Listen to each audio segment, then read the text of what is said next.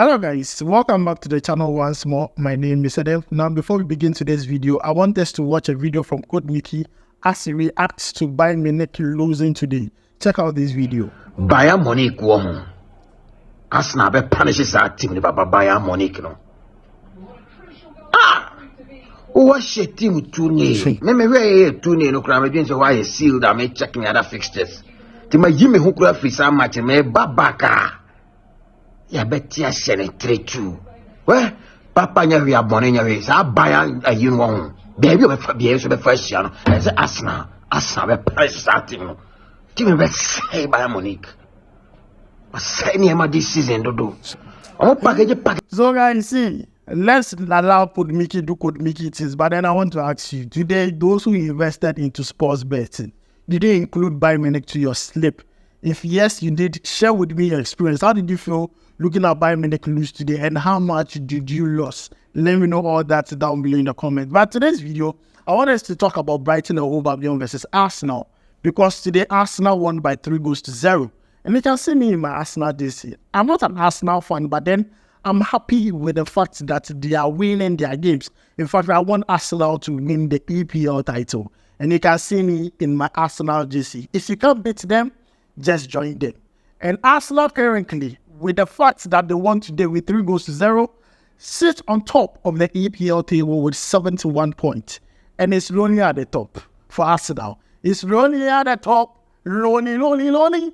It's lonely at the top for Arsenal. Yes, Manchester City fans are not happy. Liverpool fans are pressured because tomorrow they have to beat Manchester United to keep their hopes alive.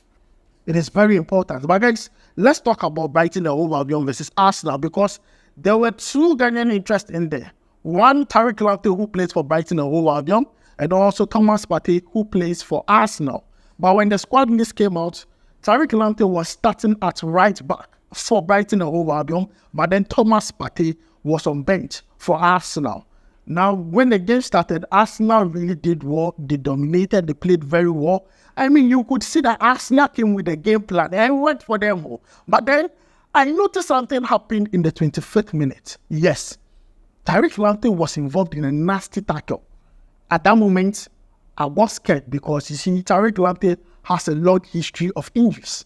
If you look at his injury reports, it's too much. And seeing him get involved in that nasty tackle, I was scared at that moment, because with the Black Stars, with the Ghana national team, we have qualifiers to play. And Tariq Lamptey is a key member of the Black Stars. Same, Tariq Lamptey is also a key member for Brighton and Hove Albion. So seeing him not being able to play that particular few minutes, I was scared. That 25th minute, but then everything was set and he was all right. He came back on the pitch and played. But you see, from that 25th minute to the 30th minute, 5-minute interval, it just didn't take Tariq Lamptey too long for him to cause a foul. That resulted into a penalty for Arsenal. Now, most people felt like that foul was just soft. It shouldn't be a penalty. He touched the ball at the end of the day. He kicked the player. He kicked Abdul Aziz. And I think it was no reckless on his part, because you could have just cornered Abdul Aziz and that was all. You didn't need to tackle him in any way, like shape or form. You just allowed him, but then he tackled him, and then that penalty was awarded to Arsenal. Arsenal scored that goal. But then thereafter, I mean, both teams were playing very well, especially in the first half. Arsenal had their own chances. Brighton and Hove Albion, they were compact at the back. They had their shape. They were very disciplined in the first half. But the second half, I don't know what happened. It looked like a lot of things went into it, and then they lost focus and lost that particular game. But then, one will be asking, why didn't Thomas Partey play? Now, I'm going to tell you this. Arsenal have a squad depth. Arsenal has good players on bench. So I always say this, your team is as good as your bench. But then Arsenal's next game is the Champions League, and they're going to play against Bayern Munich. Yes, Bayern Munich, Bayern Munich, yeah, they're going to play against them. And Arsenal want to keep most of their key players active and healthy and fit for that game. So you could see the likes of Bukayo Saka getting subbed in the game, and then allowing other players to come in and get some game, but letting Ketia and go. So definitely, that's the reason why Thomas Partey didn't play. He warmed up, yes, but then he didn't play because there is a more important game to play. That is against Bayern Munich. And trust me, the way Arsenal are playing, Bayern Munich, they're in trouble. They are in big trouble.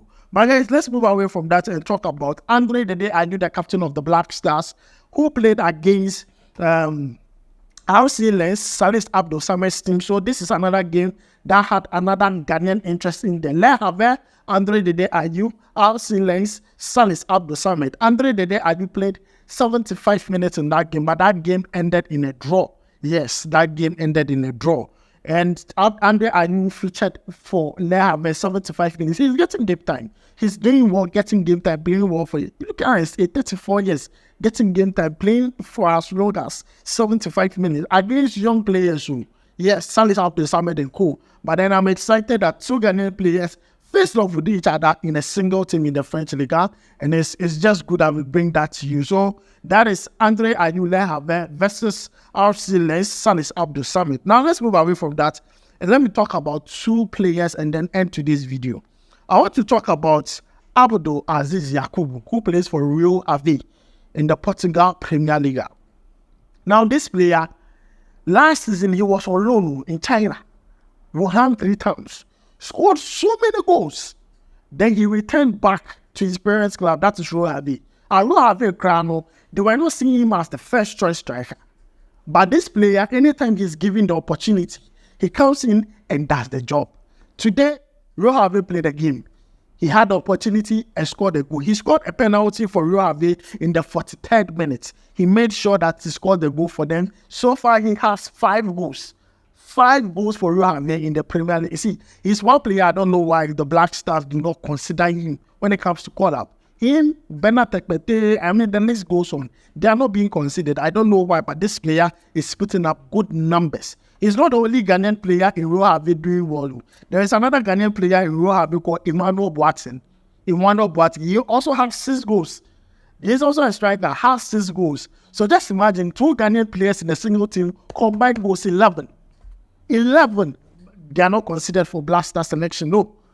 We always look outside and go and pick players we want. But these are young players who are ready when anytime they get a call up to the Black Stars or the in a national team. But then guys, Abdul Aziz, he's the real deal. He is the real deal. Now the next player is Ragnar. This player, every week he's scoring goal. Ragnar, yes, the one you can say every week he's scoring goal for his club side. He plays in the Bundesliga too. Every week he's scoring goal. Every week he is scoring goal. Currently, he has played 21 matches for his club side and has scored 15 goals. 15 goals. Numbers. But this player was born in Germany, Frankfurt. Yes, he was born in Germany, Frankfurt. So he can represent for Ghana and can also represent for Germany. But currently, this player is putting up good numbers when it comes to the Bundesliga too. Today, against Hamburg SV, he scored a goal. Even though they lost, but still, he scored a goal. I mean, these are 2 Ghanaian players that I would love the scouting team to just give them an opportunity. Let's see what they can do. Yes, let's see what they can do. So guys, this is where I end today's video. Let me know your thoughts about it. The performance of Tariq Lamptey. I mean, today he performed well.